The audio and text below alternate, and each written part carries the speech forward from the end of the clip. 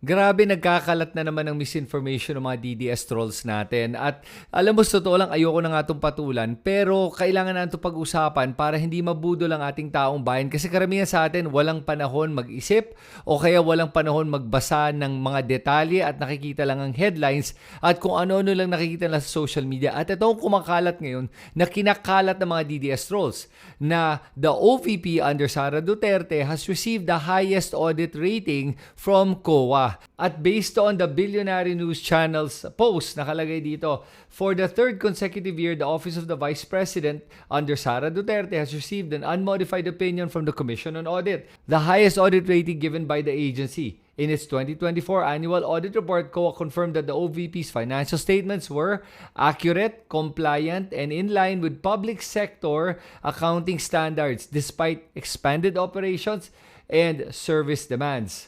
The OVP posted an 85.55% budget utilization rate under the 2024 GAA, reflecting efficient and transparent use of public funds. Okay. So, ang pinagkakalat ng mga DDS trolls ay ibig sabihin daw doon na walang nilustay na pera si Sara Duterte at hindi daw siya corrupt.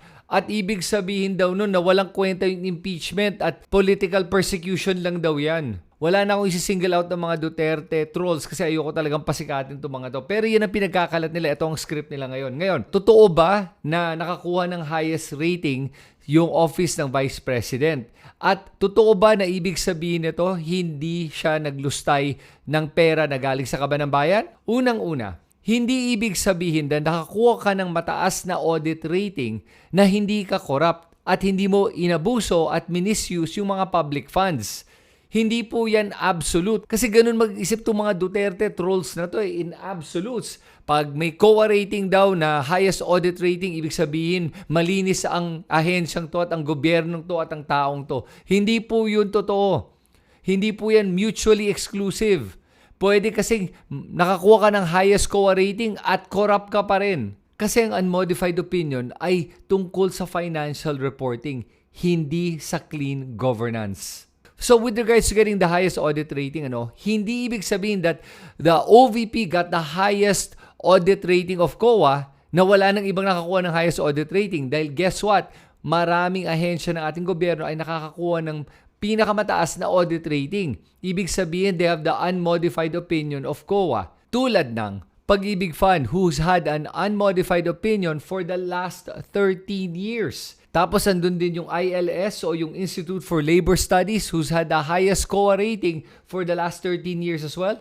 IPO-Phil also has had the highest COA rating. The Quezon City government has had the highest COA rating for the last 5 years. Pati na rin ang DOST at iba't iba pang mga ahensya. Ang punto ko lang ay hindi lang ang OVP ang nakakuha nito. Pero ano ba talaga itong unmodified opinion na to? Ang ibig sabihin lang talaga niyan ay nag-submit ka ng tamang financial reports na maayos yung pagsumite mo ng mga reports na to at kompleto at thorough naman yung pag-submit mo ng iyong mga financial reporting. At ibig sabihin lang to, balance yung mga financial books mo. At yung pag-submit mo ng financial records mo and financial report ay compliant with standard practices. Ngayon, ibig sabihin ba nito na dahil tama ang pag-file ng reports mo, na tama din yung paggastos mo? Not necessarily. Kasi kailangan naman talagang tama ang pag-submit mo ng inyong mga financial records pagdating sa kahit na anong organisasyon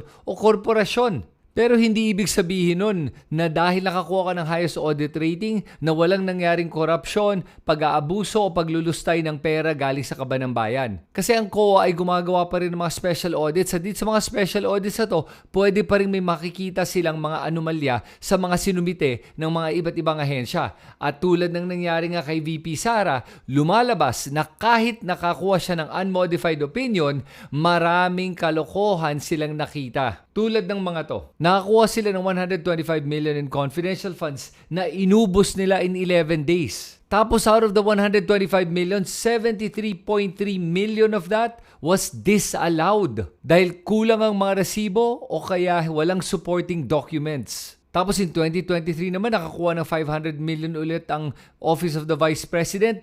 And over 237 million of that was flagged by COA because of a lack of documentation, lack of receipts, at maraming iba pang problema. At sa dami na nakita ng COA na problema sa paggasto sa budget ng OVP, nag-issue sila ng Audit Observation Memorandums para sa mga bagay na to para malaman kung ano ba talaga nangyari dito. At hanggang ngayon, hindi pa ma-explain ng OVP kung paano ba talaga nila ginastos yung pera na galing sa kanilang budget. Kaya nakakalungkot talaga na ginagamit na itong mga DDS trolls na to, itong accounting jargon, para mambudol ng ating mga taong bayan. Kasi even with a good audit rating, it just means na maayos yung financial reporting. Hindi ibig sabihin nun na maayos yung paggagastos na ginawa ng opisina ng Vice President. At kaya natin ito pinag-uusapan para maalala natin na hindi lang ito basta technical debate. Ito po ay about accountability. Kaya huwag tayong papayag na mag-gaslight tayo na itong mga trolls na to. Kayo, ano tingin nyo? Naniniwala pa ba kayo na pag may highest audit rating o kaya unmodified opinion ng COA, ibig sabihin nun malinis ang isang government official? O hindi? Sulat nyo lahat ng opinion nyo dito sa comment section sa ibaba at ikalat natin yung mga ganitong klaseng videos para walang mabudol at mag-gaslight sa ating mga kababayan. Salamat sa inyo lahat. Ito si Kristan. Magkita tayo muli.